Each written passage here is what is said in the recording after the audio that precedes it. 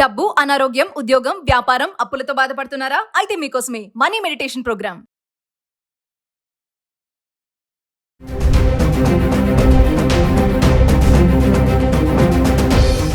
నమస్కారం, నేను మీ అడ్వకేట్ సంగీత. అంబేద్కర్ కోనసీమ జిల్లా రాజోలులో ఒక దారుణమైన సంఘటన చోటు చేసుకుంది. ఓలేటి పుష్ప అనే అమ్మాయిని షేక్ షెమ్మా అనే వ్యక్తి గుండెల పైన కత్తితో పొడిచి అతి దారుణంగా చంపేయడం జరిగింది. అసలు వివరాల్లోకి వెళ్తే ఆయన అలాగే షేక్ షెమ్మా అలాగే పుష్ప గత కొంతకాలంగా సహజీవనం చేస్తూ ఉన్నారు. పుష్పకి గతంలోనే మ్యారేజ్ జరిగింది. కొన్ని కారణాల వల్ల విడాకులు కూడా అయ్యాయి. ఈ వ్యక్తి తనను ప్రేమిస్తున్నాను అంటూ లైఫ్ లోకి రావడం, ఇంట్లో వాళ్ళు కూడా ఏదైతే పుష్ప వాళ్ళ అమ్మ కానివ్వండి, అన్న కానివ్వండి, నీకు నచ్చితే ఓకే అని చెప్పి ఆ వ్యక్తి విజయవాడలో ఏసీ మెకానిక్ గా వర్క్ చేస్తూ ఉన్నాడు. కొంచెం జీతం కూడా వస్తుంది కదా అన్న నేపథ్యంలో ఇప్పటికే విడాకుల ఇంటి మీద ఉన్న అమ్మాయిని ఒక వ్యక్తి పెళ్లి చేసుకుంటాను అనగానే వీళ్ళు కూడా ఒప్పుకోవడం జరిగింది. పెళ్లికి కొంచెం టైం తీసుకొని ఇద్దరు సహజీవనం చేస్తూ ఉన్నారు. ఈ సహజీవనం చేస్తున్న ఆ టైంలో ఇతనికి ఎక్కువగా డ్రగ్స్ అలవాటయ్యాయి. ఏదైతే ఉంటుందో గాంజా ఇలాంటివన్నీ కూడా ఆయన సేవించడం స్టార్ట్ చేశాడు. అంతేకాకుండా అప్పుల పాలు ఎక్కువగా అయిపోయి ఆయనకు డబ్బులు ఎక్కువగా కావాల్సి వచ్చింది. ఆ తరుణంలో తన లవర్ ఎవరైతే ఉన్నారో పుష్ప, ఆ పుష్పను ఎలాగైనా సరే నువ్వు వేరే వాళ్ళ దగ్గరికి వెళ్లి డబ్బులు సంపాదించాలి అని చెప్పేసి తెగ ఇబ్బంది పెట్టడం స్టార్ట్ చేశాడు. దానికోసం అనంతపురంకి కూడా తీసుకెళ్లి ఒక రూమ్ లో పెట్టేసి ఇక్కడికి వ్యక్తులను పంపిస్తాను, వారితో స్పెండ్ చేసి ఆ డబ్బులు సంపాదించు, మనకు ఎక్కువ డబ్బులు వస్తాయి, అప్పుడు మనం లైఫ్ లో బాగా సెటిల్ అవ్వచ్చు అని చెప్పేసి ఆవిడని కొట్టి తిట్టి మరి ఆ పనికి ఒప్పించే ప్రయత్నం చేశాడు. ఎందుకు ఇలా చేస్తున్నాడు అంటే ఒక నెల రోజుల నుంచి అలా సతాయిస్తున్నా కూడా ఆవిడ భరిస్తూ నచ్చ చెప్పుతూ అలా వస్తుంది. కానీ అతని ప్రవర్తనలో మాత్రం మార్పు రావట్లేదు. ఎందుకంటే బాగా మద్యానికి బానిసయ్యాడు, గాంజాకి బానిసయ్యాడు, వీడికి బానిసయ్యాడు. ఇవన్నీ నేపథ్యంలో అవి కొనాలన్నా లేకపోతే తన అప్పులు తీర్చుకోవాలన్నా కూడా తనకి కావాల్సింది డబ్బు.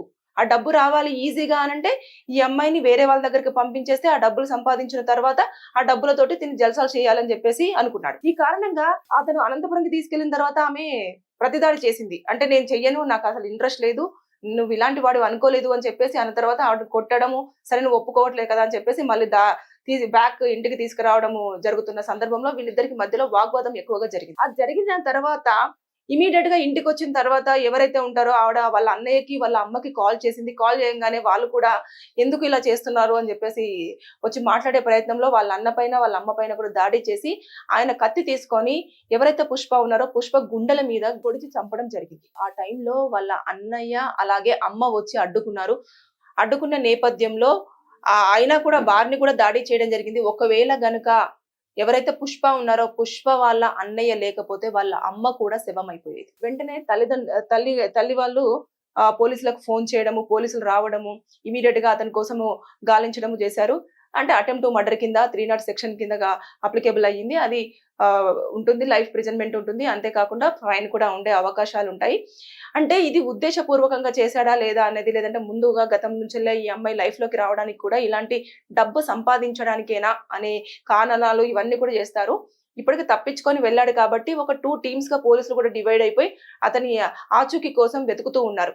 అంటే ఇక్కడ మనము ఏదైతే ఆలోచించాలో, ఒక పర్సన్ మనకు నచ్చినప్పుడు ఇలాంటి లివింగ్ రిలేషన్షిప్స్ అన్నిటివన్నీ కూడా చాలా ప్రాబ్లమ్స్ కి ఫేస్ చేస్తాయి. అంటే మీ వ్యక్తిగత విషయం అది అయినప్పటికీ కూడా ఇలాంటి సంఘటనలు చోటు చేసుకున్నప్పుడు మనము వారిని ఎలా క్వశ్చన్ చేయడానికి కూడా ఉండదు. అంతేకాకుండా ఇలాంటి ఇబ్బందులను కూడా ఎదుర్కోవాల్సి వస్తది. అంటే రకరకాల ఇబ్బందులు ఇప్పుడు చూసారు కదా, తనను వేరే వాళ్ళ దగ్గరికి వెళ్ళి పడుకొని డబ్బులు సంపాదించు అని చెప్పేసి అన్న మాటలు ఆవిడ దానికి యాక్సెప్ట్ చేయకపోయేసరికి తన ప్రాణాలనే వదిలేయాల్సిన పరిస్థితి వచ్చింది. అంటే ఎవరిని పడితే వారిని నమ్మి మనం లైఫ్ లోకి తెచ్చుకున్నాం అనుకోండి, మనకు రేపటి రోజుల్లో ఫేస్ అయ్యే ప్రాబ్లమ్స్ చాలా ఉంటాయి. ఇందులో ఆ అమ్మాయి మొదటిగానే అతని ప్రవర్తన ఎప్పుడైతే తన లైఫ్ లోకి వచ్చినప్పటికీ తర్వాత నెక్స్ట్ తను ఎప్పుడైతే బానిస అయ్యాడో ఆ మందుకు కానివ్వండి, తర్వాత నెక్స్ట్ ఏదైతే గాంజా సిగరెట్ ఇవన్నీ ఉన్నాయో దానికి బానిస అయినప్పుడే పక్కకు పెట్టాల్సింది. అలా పెట్టకుండా మార్చుకోవాలి అన్న ఉద్దేశంతో వెళ్తున్నప్పుడు ఇంకా మారని పక్షంలో ఇంకా వదిలేసేయాలి. లేదు అనుకుంటే నన్ను అరెస్ట్ చేస్తున్నాడు, నన్ను ఇలా వేరే వాళ్ళ దగ్గరికి వెళ్ళి పడుకొని డబ్బులు సంపాదించమంటున్నాడు అని చెప్పేసి అన్న దాన్నైనా సరే పోలీసులకు ఇన్ఫర్మేషన్ ఇస్తే వాళ్ళ హరాస్మెంట్ కింద కూడా కేసు ఫైల్ చేసేసి అతన్ని జైలుకు పంపించే అవకాశాలు ఉంటాయి. అంటే ప్రేమ ఉంటుందేమో, కానీ ప్రేమ ముసుగులో చాలా మంది చేస్తున్నది ఏంటంటే ఇబ్బంది పెట్టడం. అటు అబ్బాయిలు అమ్మాయిలనైతేంది, అమ్మాయిలు అబ్బాయిలనైతేంది, ఎవరో ఒకరు వారికి వారు ఇబ్బంది పెట్టుకుంటున్నారు, హామ్ చేసుకుంటున్నారు, కొట్టుకుంటున్నారు, చంపుకుంటున్నారు. ఇలాంటివన్నీ చోటు చేసుకుంటున్న తరుణంలో ఇప్పుడు చూసారు కదా, అనుకోకుండా ఇప్పుడు అది జరిగిపోయింది. అంటే వాళ్ళు ఒక ఎన్ని ఇయర్స్ నుంచి లివింగ్ రిలేషన్షిప్ లో ఉంటున్నారు అనేది అక్కడ వాళ్ళందరికీ తెలుసు. పెళ్లి చేసుకుంటారు, రేపు కాకపోతే ఎల్లుండి అన్న ఉద్దేశంతో ఉన్నారు. ఒకరినొకరు తెలుసుకోవాలి అనుకున్నప్పుడు మినిమం ఒక 6 నెలలు పెట్టుకోండి. మీకు కనుక వాళ్ళకి సెట్ అవ్వలేదు అంటే పక్కన పెట్టేసేయండి. అంతేగాని సంవత్సరాలు వాళ్ళతో ఉండి నెక్స్ట్ పిల్లల్ని కొంతమంది కనేస్తున్నారు, వారిని వచ్చేసి రోడ్ల మీద వదిలేస్తున్నారు. అంతేకాకుండా కొంతమంది అయితేనేమో లేనిపోని అలవాట్లకు బానిస అయిపోతున్నారు. కొంతమంది ఏమో పోలీస్ స్టేషన్ లోకి వెళ్ళేసి రేప్ కేసుల కింద అట్రాక్ట్ అవుతున్నారు. కొంతమంది ఇలాంటి హంతకులుగా మిగిలిపోవడం జరుగుతుంది. కొంతమంది దొంగతనాలకు పాల్పడుతున్నారు. అంటే వాళ్ళిద్దరు లగ్జరియస్ లైఫ్ లీడ్ చేయడం కోసం. ఇక్కడ కొంచెం చూసుకుంటే తల్లి ఉన్ని అన్నయ్య బాధ్యత కూడా కొంచెము ఉండాల్సింది. అంటే ఒక ముందుగా విడాకులు అయిపోయిన పర్సన్ ఎవరైతే ఉందో పుష్ప, ఆ పుష్పకు వెంటనే ఇమీడియట్ గా తిని పెళ్లి చేసుకుంటాను అని తీసుకొచ్చినప్పుడు అన్ని మాట్లాడేసి ఇమీడియట్ గా పెళ్లి చేస్తే అయిపోయేది. అలా కాకుండా వాళ్ళు లివింగ్ రిలేషన్షిప్ లో ఉన్నా కూడా వీళ్ళు చూసి చూడనట్టు వదిలేసేసరికి ఇప్పుడు ప్రాణాలే పోవాల్సిన పరిస్థితి వచ్చింది. ఇప్పుడు శవాన్ని అక్కడ పెట్టేసుకొని అతన్ని 24 hours లో అరెస్ట్ చేస్తే గానీ మేము శవాన్ని తీయము, లేకపోతే ఆ కర్మకాండ జరిపించము అంటే అవన్నీ కుదరదు. ఎందుకంటే తప్పిదం అనేది జరిగిపోయింది. మనం ఎప్పుడైనా సరే ఒక పర్సన్ ని చూస్ చేసుకున్నప్పుడే అన్ని యాంగిల్స్ లో నుంచి ఆలోచించాలి.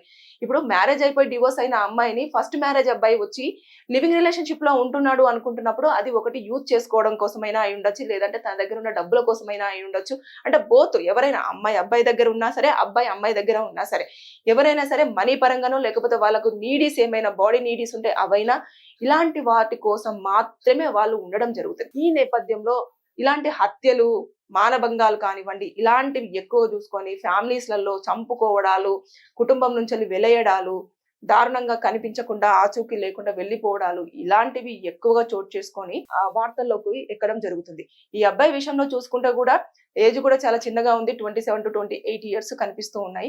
ఈ టైంలో అతను అనవసరంగా ఒక మనిషిని చంపి హంతకుడుగా మిగిలిపోయి, ఒకవేళ అతను కనుక దొరికితే పోలీసులు అరెస్ట్ చేసి కోర్టులో ప్రొడ్యూస్ చేస్తే మాత్రము రిమాండ్ కు పంపిస్తారు. రిమాండ్ పంపించిన తర్వాత అక్కడ ఉన్న సీన్ అంతా కూడా మళ్ళీ ఒకసారి చూడడం జరుగుతుంది.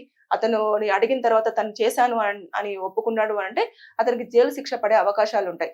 ఇవి జైలు శిక్షతో పాటు అతని దగ్గర ఫైన్, ఇప్పటికే అప్పులు చేశాను, అప్పులన్నీ తీర్చుకోవాలి, అదే కాకుండా ఏవైతే వ్యసనాలు ఉన్నాయో ఆ వ్యసనాలకు బానిస అయ్యాడు కాబట్టి దాని నుంచి బయటికి రాకలేక డబ్బులు కావాలనుకున్నాడు. ఇప్పుడు డబ్బులు కూడా ఎదురు కట్టేయాలి కదా, ప్రాణం తీయడమే కాకుండా శిక్ష అనుభవించాలి, డబ్బులు కూడా కట్టాలి, ఇవన్నీ ఉంటాయి. వాళ్ళ తల్లిదండ్రుల పరిస్థితి ఏమవుతుంది? ఇప్పుడు కొడుకు కొన్ని రోజుల పాటు ఒక అమ్మాయితో నివసిస్తున్నాడు అని అంటే సరేలే వాడికి నచ్చింది కదా ఉంటున్నారు అని చెప్పేసి అనుకొని వదిలేశారు. ఇప్పుడు హంతకుడుగా మిగిలిపోయాడు అని అంటే ఏ తల్లిదండ్రులైనా కూడా దాన్ని ఎలా తీసుకుంటారు? ఒకసారి మనము సొసైటీలో ఏం జరుగుతుంది ఏంటి, నచ్చితే పెళ్లి చేసుకోండి అన్ని రకాలుగా చూసుకున్న తర్వాత, అంతేగాని ఇలా నచ్చలేదు నేను బలవంతంగా వారి దగ్గరికి వెళ్ళి పంపిస్తాను అంటే ఈజీ మనీ కోసం అని చెప్పేసి రకరకాల మార్గాలను ఎంచుకొని మీరు ఇబ్బంది పడడము, వారిని ఇబ్బంది పెట్టడం అనేది మంచి పద్ధతి కాదు. అది సెక్షన్స్ కూడా చాలా అట్రాక్ట్ అవుతూ ఉంటాయి. ఏదైతే కోర్టులోకి వస్తారో, కోర్టుకు వచ్చిన తర్వాత కూడా జడ్జి గారి ముందర మనం చెప్తున్నప్పుడు ప్రతిదీ కూడా ప్రూవ్ చేసుకోవాల్సి ఉంటుంది. ఏదైనా ఎవిడెన్స్ కిందనే ఉంటుంది. ఓరల్ గా మనం ఇచ్చేది ఏది కూడా ఉండదు. అంత రిటర్న్ గా కానివ్వండి, లేదంటే డిజిటల్ గా కానివ్వండి, ఇలాంటివన్నీ ప్రొడ్యూస్ చేయాల్సి ఉంటుంది. ఆల్రెడీ ఇతను హత్య చేశాడు అనడానికి అన్ని ఆధారాలు ఇక్కడ ఆల్రెడీ డిజిటల్ మీడియాలో వస్తుంది, కానీ దీన్ని కూడా ఒక సాక్ష్యంగానే పరిగణించడం జరుగుతుంది. ఎందుకంటే సోషల్ మీడియాలో ఆల్రెడీ రావడం జరిగింది. అక్కడ ఉన్న వాళ్ళు కూడా అతని ప్రవర్తన ఏంటి అని చెప్తారు, ఎంక్వైరీ చేస్తారు. ఇవన్నీ చూసిన తర్వాతనే అతని బిహేవియర్ ఏంటి అంటే ముందు ఎలా ఉంది, తర్వాత ఎలా ఉంది అనేది చూసిన తర్వాత నిజంగానే గాంజా కొడుతున్నాడా లేదా, అమ్మాయిల పట్ల బిహేవియర్ ఎలా ఉంటుంది, ఇన్ని సంవత్సరాల నుంచి ఒక పర్సన్ తో ఉంటున్నప్పుడు అతను అమ్మాయితో ఉండడానికి కారణాలు ఏంటి అనే యాంగిల్స్ లలో కూడా మొత్తం ఎంక్వైరీ చేయడం జరుగుతుంది. జరిగిన తర్వాత అన్ని ప్రూవ్ అయ్యాయి అనుకోండి, అతను జైల్లో 10 సంవత్సరాల వరకు కూర్చోవాల్సి వస్తుంది. ఇవన్నీ జరిగేటి అన్ని ఒకటే, మనీ, శారీరక సంబంధం. వీటి మధ్యలోనే బంధాలు, బంధుత్వాలు, ప్రాణాలన్నీ పోగొట్టుకోవడం జరుగుతుంది. ఒకసారి ఎవరైనా సరే ఆలోచించి మీరు చేసే పనిలో అది ఎంతవరకు న్యాయం, అన్యాయం అనేది ఆలోచించి సెకండ్ లో తీసుకునే నిర్ణయాలు చాలా ప్రమాదకరంగా ఉంటాయి.